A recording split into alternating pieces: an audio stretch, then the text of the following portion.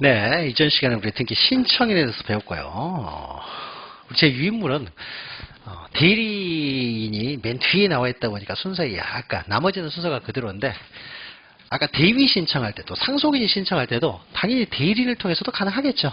우리가 직접 등기소 가는 일은 없어요. 내가 등기를 할 수 있다 그러면 다 법무사한테 맡기죠. 그러니까 대리 쪽을 대리로 빼다 보니까 순서에 약간 그것만 빼고는 순서가 다 동일하고요. 자, 그러면 223페이지 보시면요. 이제 자, 원칙은 등기고리자 등기 의무자가 공동 신청해요. 그때 등기를 신청하는 방법입니다. 제 유인물로는 10페이지에 있는데요. 책의 내용대로 되도록이면 이제 순서는 지키면서 가는데 그 구체적인 안으로 들어갔을 때 내용은 약간 차이가 있을 수도 있어요. 그러니까 목차라든지 이런 것들이 그런 걸 이제 비교하면서 이제 보시면 됩니다. 책의 위치는 설명해 드릴 테니까요. 자, 그러면 등기를 신청하는 방법은요. 우리가 앞에서 잠깐 대리인에 의한 신청할 때 잠깐 설명했죠. 직접 등기소에 출석하여 신청하는 방문 신청과 인터넷으로 신청하는 전자 신청 두 가지가 있다고 했어요. 그럼 먼저 이제 방문 신청을 먼저 봅니다. 자, 방문 신청에 대해서 우리 책에 쭉 있는데요. 방문 신청과 관련해서 여기 있는 내용은요. 물론 가끔씩 시험에 나오기도 하지만 잘 나오는 내용은 아닙니다. 자, 그래서 하나씩 보시면요. 그 개념에서요. 방문 신청 개념이 있죠. 직접 등기소에 출석해가지고요. 우리가 뒤에서 보겠지만 등기를 신청할 때는 빈손으로 가는 것이 아니라 신청서를 작성을 합니다. 그러면 신청서에 의해서 기재에 제공해야 될 정보를 해서요. 신청 정보라고 해요.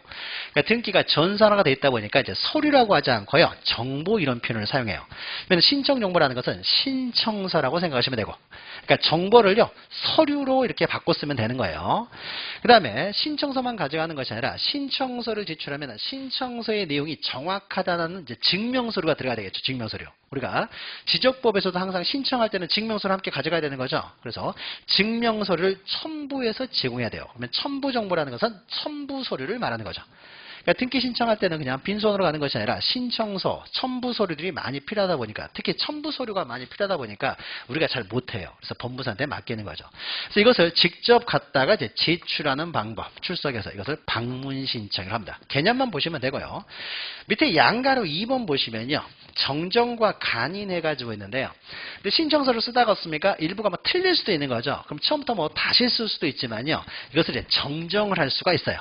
줄로 쭉 긋고. 줄로 그은 다음에 여기다 정정할 수 있는데 정정을 할 때는요. 신청했던 모든 사람이 도장을 찍어야 돼요. 거기 관여했던 사람이 신청서 작성했던 사람이 다 도장 찍어야 되겠죠. 정정에 대해서 다 이제 인정한다는 것이죠. 자, 그리고 이제 그거는 뭐 당연한 것이고 그 밑에 보시면 반가리번에 간인이라는 게 있죠. 자, 서류를 제출하는데 서류가 한 장으로 끝나는 것이 아니라 2페이지, 3페이지일 수도 있잖아요. 그러면은 도장은 어떻습니까? 맨 마지막 페이지에 도장을 한번 찍잖아요. 그러면 이것이 연결, 여기는 도장이 안 찍어져 있잖아요. 그래서 중간에 없습니까?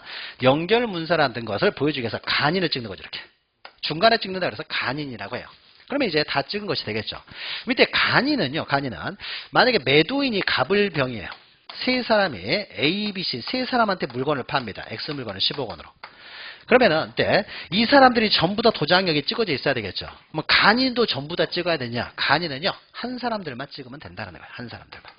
그러면 도장이 너무 많이 찍어지니까 한 사람만 찍으면 된다. 그래서 간인 같은 경우에는 신청서가 여러 장일 때 간인은 한 사람만 찍으면 된다. 등기 고려자 중에 한 사람, 등기 의무자 중에 한 사람만 찍으면 되는 것이지 다 찍을 필요는 없다.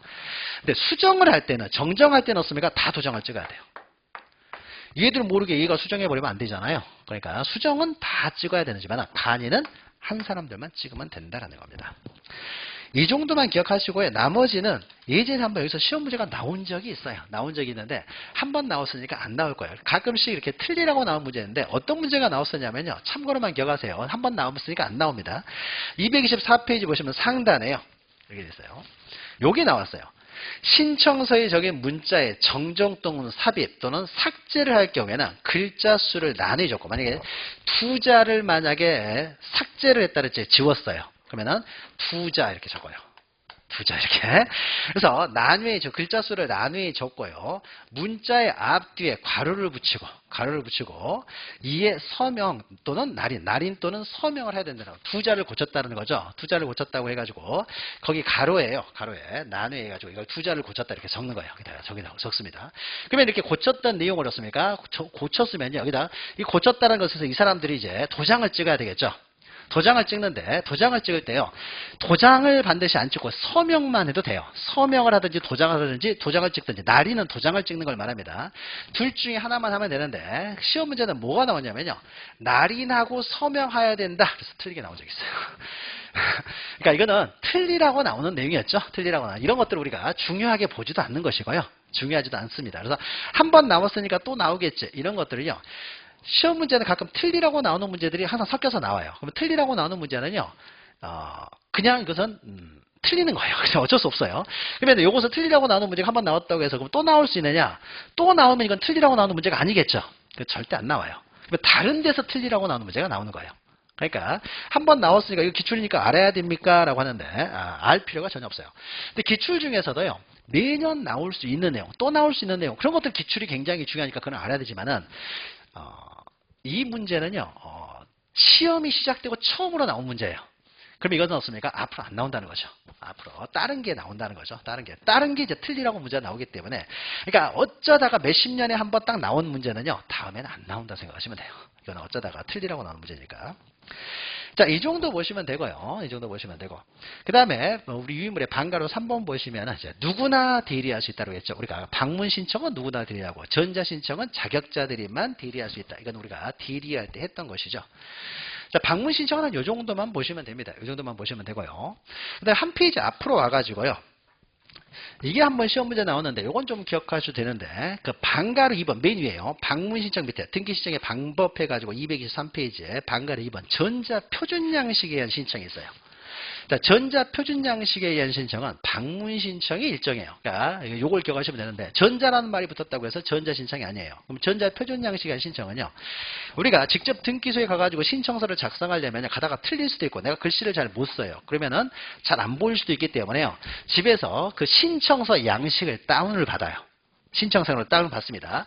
그래서 다운을 전자적으로 받아요. 그 표준 양식을 다운을 받아요. 그래서 컴퓨터상에서 다 기입을 해요. 자, 기입을 한 다음 이것을요. 인터넷으로 만약에 송신을 해버리면 전자신청이 되겠죠. 인터넷으로 해버리면. 근데 인터넷으로 송신하는 것이 아니라 다 기입한 다음에 그것을 출력을 해요. 출력을 해가지고 거기다가 도장을 찍어가지고 갖다 내요. 그럼 이건 뭐예요? 방문 신청이 되겠죠.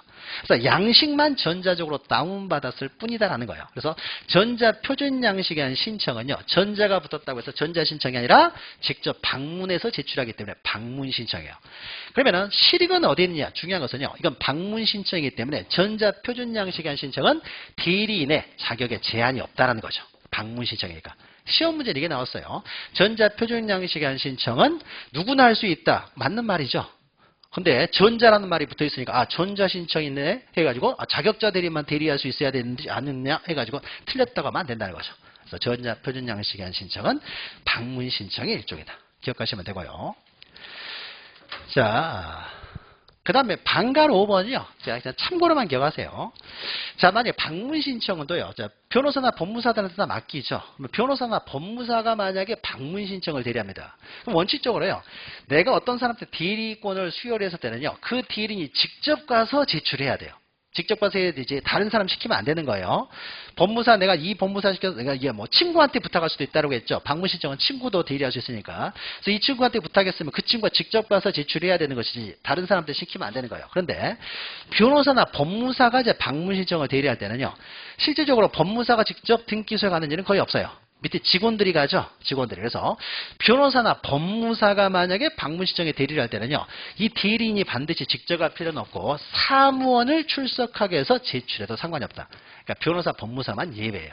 그래서 실제로 법무사가 직접 가지는 않죠. 사무원들이 가가지고 가서 제출하고 오잖아요. 그래서 사무원이 직접 가서 제출하기 때문에 현장에서요. 사무원이 직접 보정을 할 수도 있어요. 그러니까 보정이라는 보완하에 정정한다는 거예요. 뭐 부족한 게 있었으면 채워 넣을 수 있다는 거죠. 그래서 참고로 우리 유인물에 있으니까 참고로만 좀 보시면 돼요. 그래서 자격자 대리인 같은 경우는 직접 안 가고 사무원을 시킬 수도 있다라는 거죠. 그 다음에 우리 책에는요 더 이상은 없는 거고 더 이상은 뭐 방문 신청 시험에 잘 안 나오는데 방문 신청 관련돼서 가장 중요한 거는 바로 전자 표준 양식에 대한 신청 요 의미하고 그 다음에 방가로 6번 우리 유인물에 보시면 6번부터 보시면요 인감증명이라는 게 나와요. 인감증명. 요걸 좀 기억하셔야 되는데 이 인감증명과 관련돼서는요 우리 책에 어디 있냐면요. 조금 책을 좀 넘나들어서 죄송한데 그 243페이지에 인감증명이라는 게 있어요. 우리 책에는 243페이지에. 자, 그러면 만약에 갑하고 을하고요. 갑에게서 을 앞으로 이전 듣기를 신청하는 과정에서요. 자, 직접 가가지고 신청서를 작성을 합니다. 그럼 신청서를 작성을 하게 되면요. 자, 서류를 제출하니까 신청서 해가지고요. 맨 밑에는 이제 신청인이 나오게 되겠죠. 그럼 갑이 신청을 하고 등기 의무자가 이제 갑이 될 것이고요. 등기 권리자가 이제 을이 되겠죠. 그러면 이 사람들이 우리가 신청을 할 때는요. 신청 의사가 표시가 돼야 되겠죠. 이것도 법률행위이기 때문에 의사 표시를 본질적으로 내용을 하고 신청 의사가 표시돼야 되겠죠. 그래서 신청하려는 의사, 그러니까 갑에게서 을에게로 X 물건을 이제 이전하고자 하는 의사가 표시돼야 되겠죠. 그럼 의사 표시는 어떻게 합니까? 도장을 찍음으로써 의사를 표시하는 거잖아요. 우리가 매매계약서도요. 이러죠. 매매계약. 매매는 대표적인 법률행위죠. 법률행위가 성립되기 위해서는 세 가지 조건이 필요하죠. 뭐가 필요해요? 당사자가 있어야 되죠. 그러니까 맨 밑에 매도인하고 매수인이 나와야 되죠. 그 다음에 내용이 있어야 되죠. 무엇을 얼마에, 목적, X 물건 15개, 목적이 있어야 되죠. 그래서 무엇을 얼마에 파는지 나와 있고, 그 다음에 당사자 나와 있고, 이것만으로 계약이 성립되는 건 아니죠. 밑에 언제, 어디서 이런 것들은요. 주요 내용이 아니니까 이것은 확정되지 않아도요. 계약 성립하는 지장이 없습니다. 당사자 있고, 내용 있잖아요. 목적. 그 다음에 또 하나가 뭐가 필요해요? 의사표시죠. 의사표시가 표시돼야 되죠. 그러니까 마지막에 씁니까? 도장을 찍어야 되죠. 도장을. 의사표시죠. 그러니까 갑이라는 사람이 다 계약서 쓴 다음에 였습니까? 쭉 보더니요. 마지막에 도장을 못 찍겠다는 거예요. 쭉 보더니. 그러면 도장을 못 찍겠다. 그러면 의사표시가 없죠. 계약은 성립되지 않는 거죠. 그래서 쭉 읽어보고 X물건 15건에 쭉 읽어본 다음에 마지막으로 씁니까? 도장을 딱 찍는 순간 의사를 표시하는 거죠. 팔겠다. 사겠다. 도장을 찍음으로써 씁니까? 의사를 표시하는 거예요. 그러니까 세 개가 있어야 계약은 성립하는 거죠. 그럼 마찬가지로 신청하는 행위도요. 법률행위예요. 공법상 법률행위니까 의사가 표시돼야 되겠죠. 신청 의사가 표시하는 방법으로 이제 도장을 찍는 거죠. 도장을. 그럼 이때 도장을 찍을 때요. 자, 갑에게서 을 앞으로 이제 이전 듣기라는데 도장을 찍을 때 의전을 찍는데 만약에 갑은 판 적도 없는데 을이라는 사람이었습니까? 갑에 막도장 파가지고 찍어버릴 수도 있잖아요. 그럴 수 있는 거죠. 그래서 만약에 을 앞으로 이전 등기가 돼버리면 이건 무효죠. 갑은 신청한 적이 없으니까. 그러면은 등기 부실 등기가 되잖아요. 자, 이걸 막기 위해서요. 막기 위해서 정말로 갑의 찍은 도장 맞는지를 확인해야 되겠죠. 갑이 정말로 찍은 거 맞는지 확인하기 위해서요. 갑은요. 인감 도장을 찍도록 해요. 인감은 어떻습니까? 인감은 갑만이 가지고 있잖아요. 그리고 인감 도장을 찍었으니까요. 그럼 이 도장이 또 인감 도장이 맞다는 증명서를 가져야 되겠죠. 그러니까 인감 증명서를 또 첨부해야 되겠죠. 인감 증명서는 갑이 가야 발부해 주는 거죠. 동사무소에서 발부해 줄 거 아니에요. 그래서 인감 도장 찍고 인감 증명서까지 첨부되어 있다는 것은 갑이 찍었다고 볼 수 있는 거죠. 그래야 등기해 주겠다는 거예요. 등기해 주겠다. 그러니까 막도장 아무나 찍어가지고는요. 등기 안 해준다는 거예요. 정말로 갑이 찍은 도장이 맞는지를 확인을 해야 되니까. 근데 그러면 을이요. 을도 그러면 반드시 인감 도장을 찍어야 되냐 있어서요. 을은 이 등기를 통해서 이득을 보는 사람이죠. 갑은 손해를 보는 사람이고. 그래서 이때는 누구의 의사를 먼저 정확하게 확인해야 되냐. 이 등기를 통해서 손해보는 사람. 정말로 너 이전하려는 의사가 맞느냐. 갑의 의사만 명확히 확인되면 되는 것이지 을은 권리를 취득하는 사람이니까 그렇게까지 정확하게 엄밀하게 확인할 필요는 없다는 거예요. 그래서 을은 반드시 인감 도장을 찍을 필요는 없어요.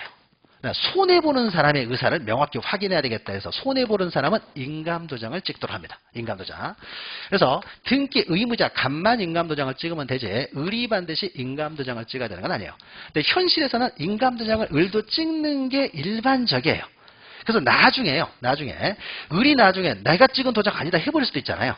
이런 것들 이제 다툼이 생기면은 인감도장이 찍어져 있으면요. 일단 을이 찍은 걸로 추정을 받아요. 아무나 을의 인감증명을 찍을 수 있는 게 아니잖아요. 인감증명서는 을이 가야 발급이 되는 거니까. 그래서 나중에 소송에 대비해가지고 미리 증거서류를 확실히 입증하기 위한 방법으로 인감도장을 찍게 하는 것이지 을은 인감도장을 반드시 찍지는 않아도 돼요. 그러나 갑은 인감도장을 찍어야 돼요. 손해보는 사람. 우리는 손해보는 사람의 의사를 명확하게 확인하겠다는 거죠.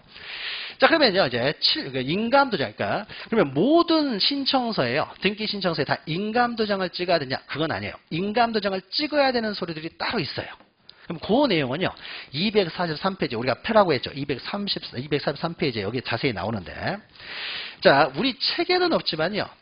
책에는 없지만은 간단하게 먼저 보면요. 우리 유인물에 7번 있는데요. 인감증명서는요. 동사무소 가서 인감증명서, 먼저 인감이 신고가 돼야 되겠죠. 그래서 인감증명서 때려왔습니다. 라고 하면 동사무소 직원은 딱 하나만 물어봅니다. 매도용입니까? 아닙니까? 이것만 물어봐요. 그래서 매도용 인감증명서가 있고요. 나머지는 다 동일해요. 매도용 인감증명서는요. 인감증명서예요. 자, 갑이라는 사람이 인감증명서 떼가지고 와야 되잖아요. 그러면 그 인감증명서에는 매수인 이름까지 적어요. 굉장히 복잡하게 되어 있습니다. 매도용 인감증명서. 그러니까 등기 진정성 확보를 위해서요. 정말 매매한 건 맞는지 이런 걸 확인하기 위해서. 그래서 매매를 원인으로 소유권 이전 등기할 때는 반드시 매도용 인감증명서를 가져야 돼요. 매도용.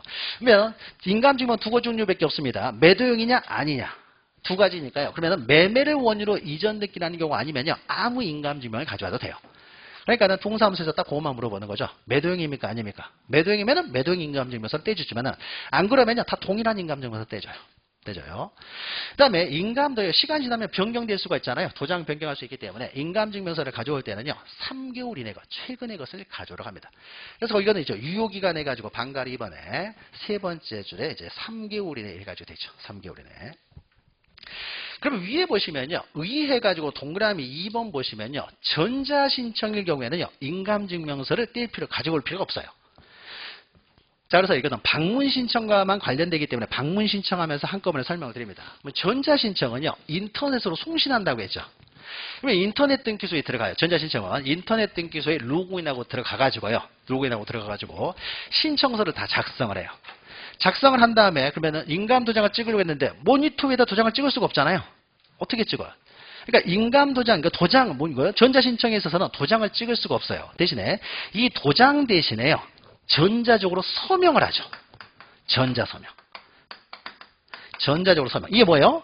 나만 알고 있는 공인증서 비밀번호를 적는 거죠. 특수문자 섞여 있는 거. 뭐 14자리 뭐 이렇게 되는 거죠. 이게 바로 전자서명이거죠. 전자서명. 그래서 이 전자서명이 인감을 대체해요. 그러니까 이것을 공인증 정보, 그러니까 인증서 정보라고 해요.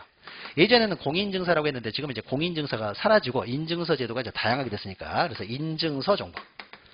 인증서 정보라는 것은 나만 알고 있는 인증서 비밀번호를 적는 거죠. 인증서 비밀번호 옆에 보시면요. 전자서명 이렇게 있어요.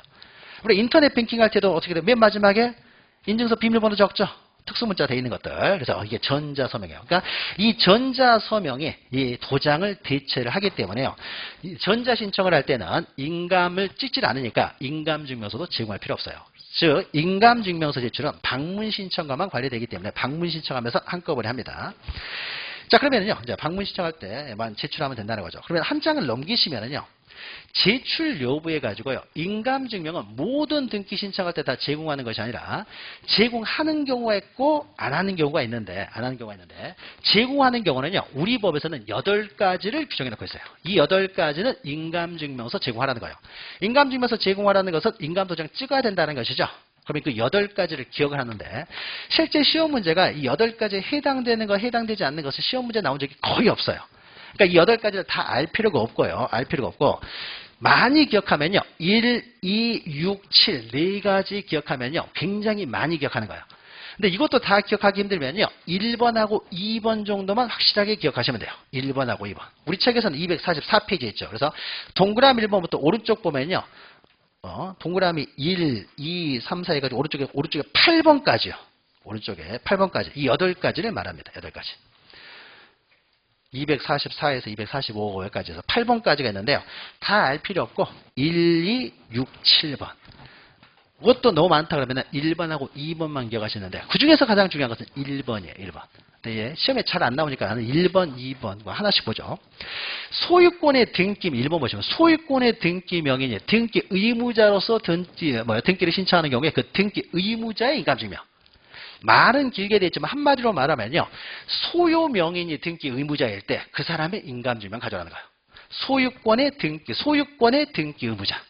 소유권 등기 의무자예요. 그러니까 소유 명의인이 등기 의무자인 경우에 그 사람의 인감증명 가져가는 거죠. 등기 권리자는 필요가 없다는 거죠. 의무자 것만. 그럼 구체적으로 이제 예를 들어보죠. 갑 앞으로 최초의 소유권 보존 등기를 한다고 해보죠. 이 사람 등기 의무자에 아니에요? 등기 권리자죠. 의무자가 아니죠. 그러니까 우리는 항상 등기 의무자가 누군지를 먼저 확인을 한 다음에 그 사람이 소유 명의인이면 그 사람만 인감증명이 필요한 거예요. 이 사람 등기 의무자가 아니죠.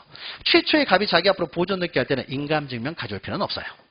근데 갑에게서 을 앞으로 이전 등기를 합니다. 이전 등기를 해요. 자, 이전 등기를 할 때 누가 등기 의무자예요? 갑이 소유 명의이잖아요. 이 사람의 인감증명 가져가는 거예요. 그러면 갑에게서 을 앞으로 이전 등기가 됐어요. 됐는데 이 등기가 무효라고 해서 이 등기를 말소를 합니다. 말소래요. 말소도 공동신청이에요. 그럼 말소할 때는 누가 등기 의무자예요? 을이 지금 현재 소유 명의입니까? 소유자로 등기되어 있는 사람이잖아요. 그러니까 을의 인감증명이 필요해요. 그러니까 이전 등기할 때는 갑의 인감증명이 필요하고 말소할 때는 을의 인감증명 가져오라는 거예요. 그러니까 결국 누구예요? 손해보는 사람이죠. 등기 의무자. 그 사람의 인감증명서 가져오라는 거예요. 그러면 우리가 좀 더 들어가서요. 우리가 소유자, 등기 의무자 먼저 확인한 다음에 이제 그 사람의 소유 명의인지를 보는 겁니다. 만약에 갑에게서요. A 앞으로요. 저당권을 설정을 해요. 그러면 저당권을 설정할 때 누가 등기 의무자예요? 갑이죠, 갑. 갑은 소유 명의인이에요? 소유 명의죠. 갑의 인감증명 가져와야 돼요. 은행으로부터 담보대출을 받을 때요. 인감증명서 가져야 된다는 거예요. 담보대출. 자, 그러면은 이때요. 만약에 만약에 갑에게서 을 앞으로 이전 등기할 때는 갑이 등기 의무자니까 소유자니까 갑의 소유 명의니까 인감증명 필요해요. 근데 A의 저당권을요. B에게 이전을 해요.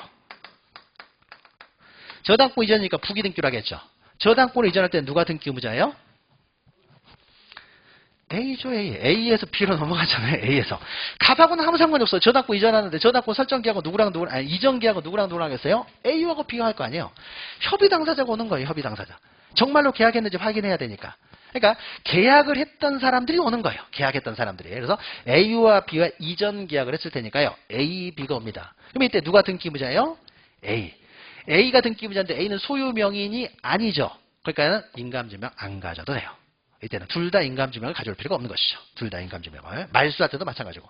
그럼 만약에 또 마찬가지로 A 앞으로 저당권 설정이 된 상태에서요. 돈을 모두 변제를 했어요. 그럼 저당권을 말소를 하겠죠. 말소할 때는 누가 등기 의무자예요? A가 되겠죠. A는 소유 명의인이 아니죠. 그러니까 인감증명은 필요 없어요. 그러니까 우리는 등기 의무자를 먼저 확인하고 그 사람이 소유 명의인이면 그 사람의 인감증명을 가져오는 거예요. 그럼 여기서 좀 더 들어가 가지고요. 갑에게서 을 앞으로요. 이전 등기를 할 때는 갑의 인감증명이 필요한데 을 앞으로 가등기를 합니다. 가등기 할 때 누가 등기 의무자예요? 가등기도요. 합의에 의해서 이루어진다고 했죠. 중도금 지급하면서 가등기 해주기로는 합의해서 가등기를 하는 거죠. 합의해서 이루어지기 때문에 가등기도 씁니까? 우리 혼자 가서 할 수 있는 게 아니에요. 공동으로 하는 거예요. 공동으로. 그러니까 합의해서 이루어지는 것들은 다 합의 있었는지를 확인해야 될 거 아니에요. 그래서 합의해서 합의서 가지고 공동으로 와야 되는 거예요. 근데 일방이 협조하지 않으면 이제 판결서 들고 단독으로 오는 것이고. 자, 그러면은 두 사람이 이제 공동 신청할 때 누가 등기 의무자예요? 이때는 갑이죠. 을 앞으로 가등기라니까 이 사람이 손해를 볼 거 아니에요. 그러면 이 사람 소유 명의인이에요? 소유 명의이죠. 합의 인감증명 필요하죠. 가등기 할 때. 소유자니까. 등기 의무자 확인하고 이 사람 소유 명의이에요. 자, 그런데 이 가등기가 원인 무효인 등기예요. 원인 무효니까 이걸 말소를 합니다. 말소할 때 누가 등기 의무자예요? 을은 소유 명의입니까? 아니죠. 아니니까 1호에 따르면요. 을 사람은 인감증명이 필요 없어요. 그런데 2호를 보니까 뭐라고 되느냐. 소유권에 관한 가등기 명인이 그 가등기 말소 등기를 신청할 때 그 가등기 명인의 인감증명도 필요하다고 되어 있죠. 소유권의 가등기 명인이죠. 그러니까 이때도 을의 인감증명이 필요해요. 그러니까 1번, 2번 연결시켜서 잘 기억하시면 돼요. 1번, 2번이 가장 중요하고요. 나머지는 그렇게 뭐 중요한 내용이 아닌데 6번 보시면요. 나머지는 생략을 했는데 나머지는 시험에 문제가 나오기도 좀 어려워요. 뭐 4호 이런 것들은 4호 이런 것들은요. 여러분이 듣기만 해도 좀 힘들 거예요. 문제 내기도 힘든데 우리가 이런 거 한번 생각해 보죠. 한번 맛만 좀 보면은요. 이런 것들이에요. 자, 갑이 여기 우리가 지적법을 셌는데요. 갑이 이 토지를 소유하고 있고 을이 이 토지를 소유하고 있어요. 이때 이 토지를 합병할 수 있습니까? 소유자가 다르면 합병이 안 되죠. 한 필지분은 소유권 등기를 못 하잖아요. 이 부분은 갑이 소유하고 이 부분은 을이 소유하고 이거 어떻게 합병을 해요? 한 필지분은 소유권의 대상이 되지 못하니까는 소유자가 다르면 합병을 못 하는 거죠. 그러면은 이 부분을 갑이 소유하면서 이 부분을 을이 소유하면서 이렇게 합병은 불가능해요. 근데 이렇게는 가능해요. 갑이 소유하고 있고 을이 소유하고 있는데 합병을 하면서요. 어떻게 하냐면요. 이 부분 일부를 갑이 소유하고 일부를 을이 소유하는 것이 아니라 이 전체에 대해서요. 갑이 3분의 1을 소유하고 을이 3분의 1을 소유하는 식으로 하면서 합병을 해요. 이건 가능할까요? 그건 될 수 있죠. 전체에 대해서 3분의 1을 갖고 전체에 대해서 3분의 1 공유하잖아요. 공유. 할 수 있어요. 그러면 이때였습니까? 이때는 이 사람이 3분의 2고 이게서 3분의 2이 되려면 서로 협의를 해야 되겠죠. 갑의 지분을 얼마로 할 것이냐, 을의 지분을 얼마로 할 것이냐. 이 가격하고 이 가격하고 틀릴 테니까 면적 환산을 해가지고요. 자, 그러면 요런 등기를 할 때는 어떻습니까? 그러면은 이때는 누군가는 손해 볼 수도 있는 거잖아요. 그대로 합병하는 게 아니니까. 그러니까 누구는 손해볼 수 있기 때문에 이런 식으로 합병등기 신청할 때는요. 인감도장 찍으라는 거예요. 너무 어렵죠. 시험 문제 나오기도 어렵겠죠. 이런 것들이에요. 그러니까 안 봐도 돼요. 안 봐도 된다는 거죠. 그러니까 시험 문제 나오기도 힘들어요. 이렇게 말을 만들어서 내기도 힘들겠죠. 힘드니까. 그러면 이제 6번, 7번을 보면요. 6번은요. 상속 분할 협의서를 말합니다. 그러니까 협의 분할에 의한 상속 등기를 신청해요. 상속 등기를. 그러면 갑을병이요. 갑을병이 A가 사망해서 형제들 갑을병이 만약에 상속을 했습니다. 그래서 공유를 하고 있어요. 공유를 하고 있어요. 근데 공유물을 이제 분할할 수 있는 거죠. 그래서 이 세 사람이 모여가지고 공유물 분할 협의를 해요. 협의를 해가지고 공유물 분할 협의서를 작성합니다. 협의서를 작성해요. 그러면은 공유물 분할 협의는 공유자 전원이 참여를 해야 되기 때문에 협의서에는요. 갑을병에 다 도장이 있어야 돼요. 전원이 합의를 해야 돼요. 도장이 있어야 돼요. 그러면 이때 도장을 찍게 되는데요. 만약 이것이 상속 재산이 아니라 일반적으로 그냥 세 사람이 저 모르는 사람들이 공유하고 있다가 분할을 한다고 해보죠. 상속 재산이 아닌 재산을 분할할 때는요. 반드시 여기에 인감도장을 찍을 필요는 없어요. 일반적인 공유물 분할할 때는 인감도장을 찍을 필요가 없는데 상속재산 분할은 좀 달라요. 상속재산 분할은요. 상속인들이니까 같은 형제니까 같은 집에 살고 있을 수가 있는 거죠. 도장을 쉽게 구할 수가 있다는 거죠. 형방 들어가서 책상 열면 도장이 막 나와버릴 거 아니에요. 그래서 사실은 협의는 둘이서 하고요. 형 도장을 와서 그냥 찍어버릴 수가 있는 거죠. 쉽게 도장을 구할 수 있는 사람들이에요. 따라서 이때 갑의 도장에 찍어져 있지만 갑이 직접 안 찍었을 가능성도 높다는 거예요. 상속재산은. 자, 그래서 정말로 얘들이 상속재산 분할협의에 응했는지를 확인하기 위해서요. 상속재산 분할협의서는 반드시 인감도장 찍도록 해요. 인감도장. 그러니까 일반적인 분할협의서는 이거가 다른 거죠. 얘들은 쉽게 도장을 구할 수 있는 사람들이니까. 그래서 상속재산 분할협의서는 반드시 인감도장 찍습니다. 상속 한번 받아보신 분들이라면 알 거예요. 다 인감도장 가지고 와서 찍는 거예요. 인감증명서 다 가지고 하는 거고요. 상속재산 분할은. 그 다음에 7번에 있는 것은 이제 제3자의 동의 승낙을 증명하는 서명이라고 했는데 보통 3자는요. 손해보는 제3자를 말해요. 그러면 만약에 이런 경우가 생길 수 있어요. 우리가 뒤에서 나중에 공부할 텐데요. 갑이라는 사람에게서 A 앞으로요. 전세권이 5억 설정이 돼 있어요. 그러면 전세권 설정 등기는 두 사람이 전세권 설정 계약에서 이루어졌으니까 두 사람이 공동 신청해서 이루어졌겠죠. 그 상태에서 1대1 해가지고요. B 앞으로요. 저당권이 3억 설정돼 있어요. 그럼 이 저당권은 부기 등기로 되어 있으니까 이 저당권을 쓰니까 소유권에 대한 저당권이 아니라 전세권에 대한 저당권이라는 걸 알 수 있는 거죠. 바로. 보통 이다 적어놓지만 안 적어도 우리는 바로 요것만 번호만 보고 알 수 있다고 했어요. 그럼 전세권 저당권 설정 등기는 누구랑 누구랑 했겠습니까? A와 B 사이였습니까? A가 은행 가가지고 전세담보 대출을 받은 거잖아요. 이렇게 돼 있어요. 자, 그런데 이제 이게 지금 현재 이렇게 됐는데요. 갑이라는 사람이요. 전세 기간이 다 만료가 돼가지고요. 전세금 5억을 변제를 했어요. 그러니까 전세 기간도 다 끝났습니다. 그러니까 전세권의 요기권적 기능도 소멸했고요. 5억을 지급했으니까 담보적 기능도 소멸했기 때문에 이건 무효가 되겠죠. 무효가 되니까요. 이제 말소를 하려고 합니다. 말소. 자, 말소를 하는데요. 말소도요. 공동 신청해서 하는 거예요. A라는 사람이 말소를 해줘야 말소가 되는 것이죠. 혼자서 마음대로 말소할 수 있는 건 아니에요. 근데 이게 말소가 되면 문제는 뭐냐면요. 이 B의 저당권이 이 전세권을 목적으로 하고 있기 때문에 전세권이 말소가 돼버리면 이 부기 등기로 되어 있는 전세권을 목적으로 한 저당권은 당연히 소멸해버려요. 그래서 주등기 없는 부기 등기는 존재할 수 없기 때문에 이건 직권으로 말소해버립니다. 직권을 말소해버렸는데 문제는요. B라는 사람은 아직 3억 못 받았어요. 근데 자기는 3억도 안 받았는데 자기도 아무 짓도 안 했죠. 이걸 말소할 때는 갑하고 A하고 둘이서 공동으로 해서 말소하는 거예요. 갑하고 A의 공동에서 이루어진 등기니까요. 갑, A가 공동으로 말소할 수 있는데 그러니까 갑하고 A의 공동 신청에서 신청도 하지 않는 B의 등기가 말소돼 버리는 거죠. 그러니까 이 등기, 말소 등기를 통해서 손해보는 제3자가 있죠. 이 사람은 신청을 하지 않은 사람이니까 제3자가 되는 거죠. 그래서 둘이 신청하는 과정에서 등기 권리자 의무자가 신청하는 과정에서 손해보는 제3자가 생길 수도 있어요. 이러한 사람들 이해관계는 제3자라고 하는데요. 이런 제3자가 있을 경우에는요. 이 사람들이 신청하러 갈 때요. 이 B의 승낙서를 가져와야 돼요. 이 말소에 승낙을 했다는 승낙서를 가져와야 말소를 해줘요. 그러니까 만약 이 사람이 승낙서를 안 써주면요. 이 자체가 말소가 안 돼요. 이게 말소가 안 돼야 이것도 말소가 안 되니까. 그래서 승낙서를 가지고 와서 말소를 해야 됩니다. 승낙서.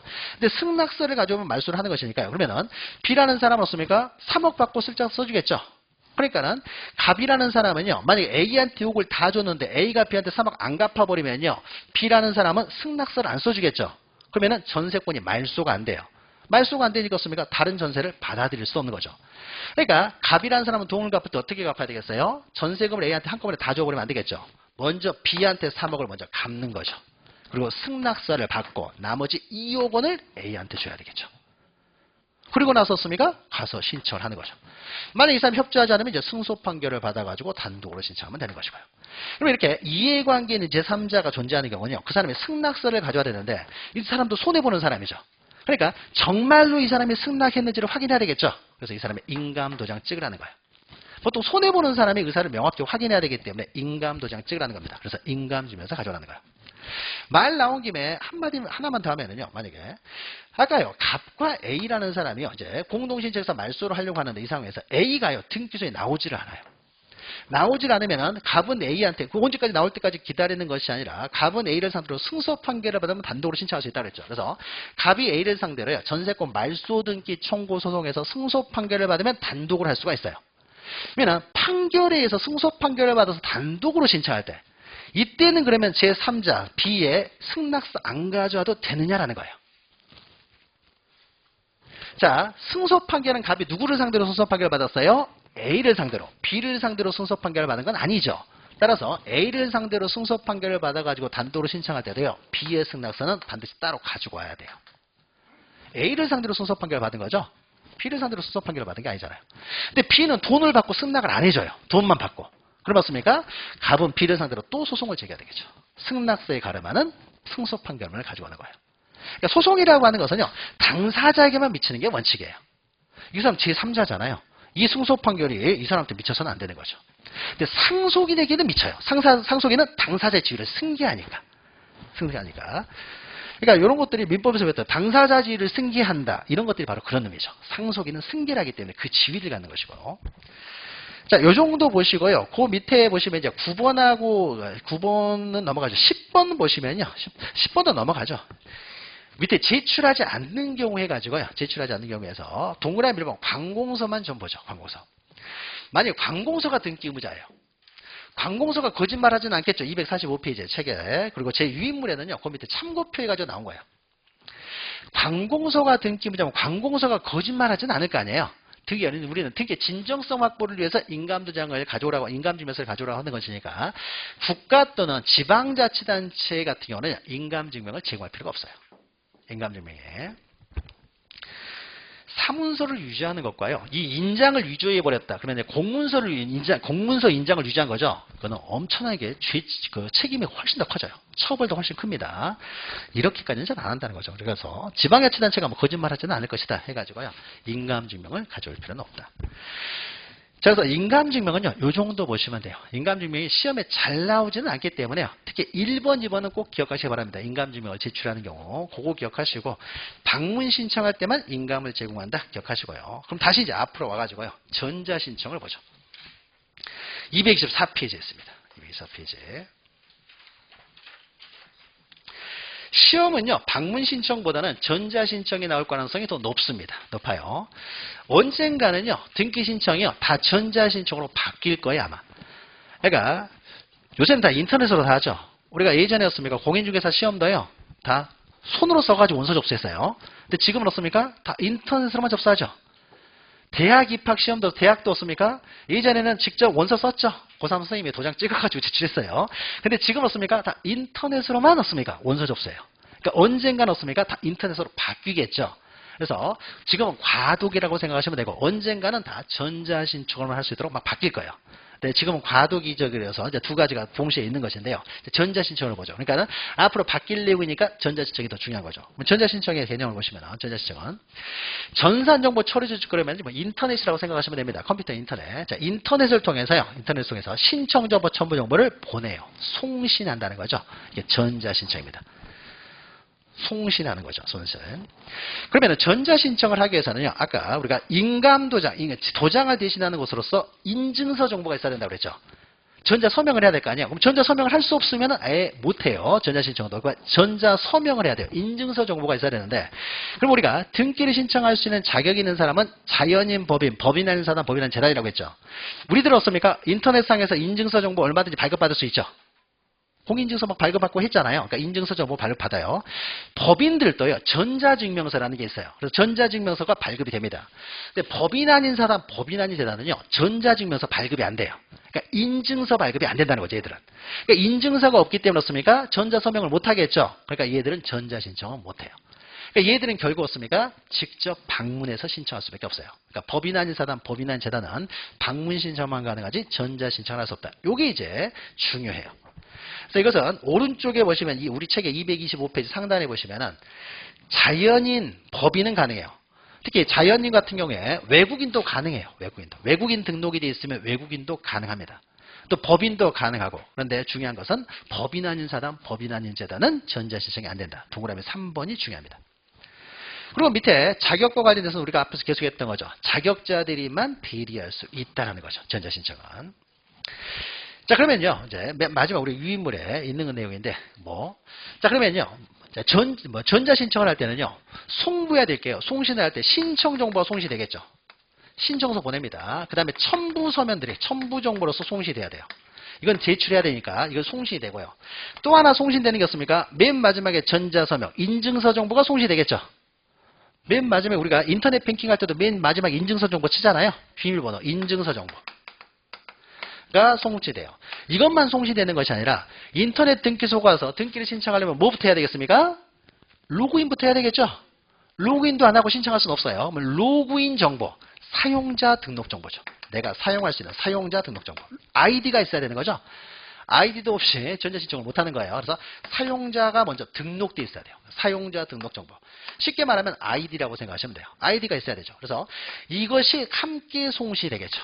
아이디와 그다음 인증서 정보, 그 비밀번호, 그 공인증 비밀번호, 이게 송시되겠죠. 네 가지가 송신이 되지만은 인감증명은 송신이 안 된다고 했죠. 인증서 정보가 이걸 대신하기 때문에 인감증명은 송신될 필요가 없다. 요거 이제 중요하고요. 우리가 앞에서 했죠. 그래서 인감증명은 방문 신청할 때만 제공하는 것이지 전자 신청할 때는 제공할 필요가 없다. 그래서 신청정보, 첨부정보 이외에도 사용자 등록 정보하고 인증서 정보, 전자 서명 정보가 함께 송시되는데 우리가 인증서 정보는요. 인터넷상에서 얼마든지 발급을 받을 수가 있어요. 근데 아이디요. 사용자 등록 정보죠. 그럼 아이디도 내가 마음대로 만들 수 있냐? 그건 안 됩니다. 아이디를 만들기 위해서는요. 한 번은 등기소에 가야 돼요. 그래서 우리가 인터넷으로 지금 우리가 은행 업무를 하죠. 인터넷 뱅킹을 하지만요. 여러분이 한 번은 인터넷 뱅킹을 하기 위해서는 한 번은 은행에 갔었어요. 인터넷 뱅킹 할 수 있다라고 얘기했습니다. 그러니까 한 번은 등기소에는 가야 돼요. 그래서 먼저 사용자 등록을 해야 되는데 사용자 등록은 내가 집에서 마음대로 만드는 것이 아니라요. 등기소 가서 하는 거예요. 등기소. 그럼 이때 사용자 등록을 어떻게 하는지 그 내용이 이제 225페이지에 나오는 거죠. 사용자 등록. 자, 그러면 사용자 등록은요. 자, 그러면 당사자는 전자신청을 할 수 있어요. 그 다음에 당사자, 법인 아닌 사단, 법인 아닌 재단은 빼고요. 그 다음에 대리인 중에서는 자격자 대리인만 대리할 수 있어요. 그러면은 이 사람들 중에 한 사람은 적어도 습니까? 자기가 본인이 사용자 등록이 돼 있든지 아이디가 있든지 적어도 자격자 대리인 둘 중에 한 사람은 사용자 등록이 돼 있어야 전자신청을 하는 거예요. 둘 다 사용자 등록이 돼 있을 필요는 없습니다. 나는 사용자 등록이 안 돼 있지만요. 내가 맡긴 법무사가 사용자 등록이 돼 있어요. 아이디가 있어요. 그럼 법무사 아이디로 없습니까? 로그인하고 들어가면 되잖아요. 그렇죠? 법무사는 아이디가 없어도요. 본인이 아이디가 있어요. 그러면 그 아이디 치고 들어가면 되는 거잖아요. 둘 다 아이디가 있을 필요는 없죠. 아이디를 두 개 치지는 않아요. 두 개 치지는 않기 때문에 둘 중에 한 사람이었습니까? 미리 사용자 등록이 돼 있어야 돼요. 대리는 자격자 대리만 가능하기 때문에. 그래서 거기에 그 동그라미 1번 보시면 등록 방법 해가지고 당사자 또는 자격자 대리인이 적어도 한 번은 직접 출석을 해가지고 등기소 가가지고요. 사용자 등록을 해야 돼요. 그래서 거기 동그라미 2번에 있죠. 2번에. 둘 중에 한 사람만 되면 되는 것이 둘 다 돼 있을 필요는 없다라는 것이고요. 그 다음에 이제 4번을 보시면 됩니다. 우리 책에서는 4번인데요. 그러면 사용자 등록을 어떻게 하느냐. 그러면 사용자 등록을 하기 위해서는 한 번은 등기소를 가요. 등기소를 가가지고요. 사용자 등록 신청서를 작성합니다. 신청서. 그래서 갑이라는 사람이 만약에 왔다 그러면은 자기가 사용자 등록하기 위해서요. 신청서를 작성해요. 그래서 저는 사용자 등록을 신청합니다. 쓴 다음에 맨 마지막에 신청인 갑이 적겠죠. 갑의 이름을 적어요. 갑의 이름을 적은 다음에 정말로 이 사람이 신청한 것이 맞는지를 확인해야 되겠죠. 갑이 아닌 사람이 갑 이름으로 아이디 발급받으면 안 될 거 아니에요. 그러니까 정말로 갑이 신청한 의사가 있었는지 확인하기 위해서 갑이 이제 도장을 찍게 되는데 이 도장은요. 인감 도장을 찍도록 해요. 막 도장 찍어버리면 안 된다는 거예요. 갑이 아닌 사람이 갑 이름으로 아이디 발급받아가지고 갑 재산 전부 다 처분해 버릴 수가 있는 거죠. 자, 그러니까는 인감도장을 찍습니다. 자, 그러니까 사용자 등록 신청하러 갈 때는요, 먼저 갑의 신원부터 확인해야 되니까 이 사람의 성명, 주소, 주민번호를 적어요. 성명, 주소, 주민번호를 적었으면 이게 정확하다는 없습니까? 주소, 증명 정보. 뭐요? 주민등록번호 가져간다는 거죠. 주소, 증명 정보하고 인감도장을 찍어야 되기 때문에 인감증명서를 첨부합니다. 그래서 주소, 증명 정보인 주민등록번호하고 인감증명서 2개 들고 가서 사용자 등록을 신청합니다. 그러면 사용자 등록 신청하면 특별한 하자가 없으면요, 사용자 등록을 해줘요. 그러면 그걸 가지고 이제 집에 와가지고 씁니까? 내가 지금 당장 뭐 부동산을 처분할 생각이 없다고 하더라도 사용자 등록만 미리 해놓을 수도 있어요. 그렇죠? 그러고 나서 이제 나중에 등기를 신청할 일이 있으면 습니까? 인터넷으로 등기를 신청하면 되는 거죠. 인터넷으로 등기 신청하면 돼요. 그러면 사용자 등록이 한 번 돼 있으면요, 3년간은요, 계속 인터넷으로 등기를 신청할 수가 있습니다. 그리고 3년이 가까워지면요, 갱신하면 돼요. 얼마든지 갱신하면 됩니다. 그래서 유효기간은 3년이다. 이렇게 하시면 돼요. 그래서 우리가 방문 신청에 있어서는 인감증명이 중요하고요. 전자신청에 있어서는 미리 사용자 등록을 해야 되는데 사용자 등록을 어떻게 하느냐요. 사용자 등록과 관련해서 조금 더 추가하면요, 사용자 등록은요, 전국 어느 등기소 가서 해도 상관이 없어요. 내가 지금 등기를 신청하는 게 아니에요. 어떤 물건을 처분하는 게 아니죠. 아이디만 만드는 거잖아요. 그래서 전국 어느 등기소 가도 상관없어요. 그래서 사용자 등록이 된 다음에 로그인 이제 아이디를 발급받은 다음에 내가 이제 처분을 하려고 해요. 등기를 이제 인터넷으로 신청을 합니다. 신청을 할 때는요, 관할 등기소에 신청을 해야 돼요. 그러니까 내가 서울에 있는데 부산에 있는 부동산이 있습니다. 부산에 있는 부동산이 있다라고 하더라도요, 내가 서울 등기소 가가지고 사용자 등록을 할 수 있어요. 아이디만 만드는 거니까. 내가 지금 이 부동산을 처분하는 거 아니니까. 그리고는 아이디를 가지고 이제 로그인 해가지고 이전을 하려면 습니까? 부산 등기소 들어가가지고 등기를 신청해야 돼요. 그래야 부산 등기소에 있었습니까? 확인을 할 거 아니에요. 그 부동산에 대한 내용을 확인할 테니까. 그래서 사용자 등록은 아이디를 만드는 거니까 전국 어느 등기소에서도 가능하다. 등기를 신청은 관할 등기소에 신청을 해야 된다는 거죠. 자, 전자신청은요, 요 정도만 보면 충분합니다. 이 정도. 근데 내용이 그렇게 많지는 않죠. 그래서 많지 않다 보니까 어쩌다 한 번씩 나와요. 어쩌다 한 번씩. 근데 전자신청이 중요하니까 전자신청이 특히 더 중요한데요. 근데 현실에 있어서는요, 아직도 방문 신청이 훨씬 많습니다. 변호사, 법무사들은 다 아이디 있겠죠. 전자신청 아이디 있지만요, 변호사, 법무사도요, 전자신청하는 경우는 별로 없어요. 다 방문 신청해요. 그러니까 보통 법무사 사무소는 등기소 옆에 있을 거 아니에요. 그러면은 서류들 다 가지고 올 거 아니에요. 가지고 오면은요, 이 서류를 가지고 전자신청을 하려고 했으니까 전부 다 전자문서화 시켜야 되겠죠. 스캔을 다 떼야 될 거 아니에요. 스캔 다 떠가지고 초음 파일로 보내야 되겠죠. 그 시간보다요, 그 서류들을요, 그냥 갖다 내는 게 더 빠르는 거죠.